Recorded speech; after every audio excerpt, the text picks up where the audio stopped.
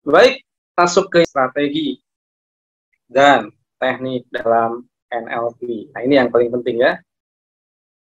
Yang pertama adalah mengubah gerakan mata.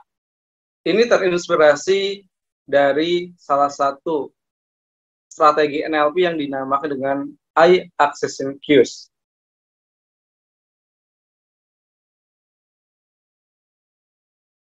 Setiap pergerakan bola mata itu mengisyaratkan sebuah pesan, ada pesan visual, auditori, dan kinestetik. Ya, kalau di dalam teorinya NLP, kalau kita memandang ke atas begini, kayak gini, lihat ke atas kayak gini, itu artinya kita sedang membayangkan sesuatu. Kalau membayangkan ke arah kanan, berarti membayangkan yang belum pernah terjadi. Misalkan, kalau misalkan cat rumah temboknya itu nggak pernah warna hitam, bayangkan cat rumahnya, temboknya berwarna hitam. Itu rata-rata biasanya akan ke arah kanan membayangkan. Kalau membayangkan ke arah kiri, kiri atas, itu artinya kita sedang membayangkan sesuatu yang pernah terjadi atau pernah kita alami. Kemudian kalau pergerakan matanya datar ke kanan, itu adalah sedang mengakses pengalaman auditori atau suara. Misalkan suara ibu, suara ayah, suara teman, ya. Kalau yang kanan belum pernah terjadi. Nah, kalau belum pernah terjadi gimana? Misalkan suara teman ngomong, tapi suaranya seperti suaranya Doraemon. Nah, itu kan belum pernah terjadi ya. Kalau sebelah kiri adalah suara yang pernah kita dengar. Artinya suara yang sering kita dengar sehari-hari, yang sudah akrab di telinga kita. Kemudian yang ke bawah adalah kinestetik dan auditori digital. Ya, ngomong dengan diri sendiri itu biasanya pergerakan matanya ke bawah, atau merasakan sesuatu itu biasanya pergerakan matanya ke bawah.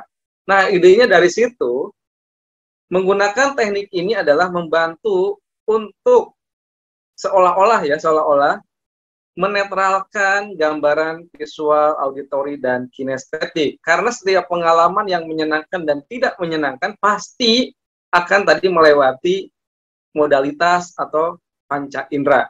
Tapi kita bahas di sini yang paling umum adalah 3 panca indera aja ya, visual, auditori, atau kinestetik.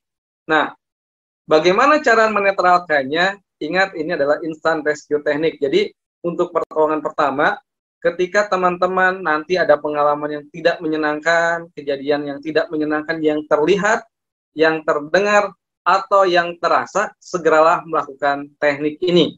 Tekniknya bagaimana? Yang pertama adalah lihat ke atas pada langit-langit sekitar 30 detik seperti ini. Ya, jadi kepalanya diam, nggak bisa bergerak, yang bergerak cukup dengan matanya saja. Yang bergerak hanya mata saja, kepalanya diam. Ya, 30 detik kurang lebih. Ya, kurang lebih.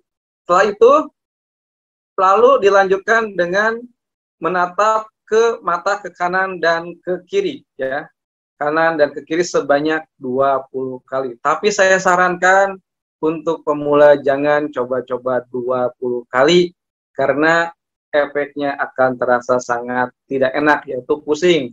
Jadi disarankan cukup 10 kali saja, ya, itu sudah cukup membantu. Dan ingat, saat melakukannya tidak boleh cepat-cepat, ya, tidak boleh cepat-cepat saat melakukannya. Jadi saat melakukannya cukup pelan-pelan saja, tidak boleh cepat-cepat. Jadi kayak gini, 1, 2, 3, 4, 5, 6, sampai 10 ya. Jangan cepat-cepat sampai 10. Yang ketiga adalah setelah itu selesai sampai 10, baru diam dulu sejenak. Yang ketiga adalah naik turun. 1, 2, 3, 4, 5, 6, 7, 8, 9, 10. Baru diam lagi. Ya. Yang terakhir adalah yang keempat, membuat lingkaran seperti angka 8 10 kali juga ya, bolak-balik 10 kali.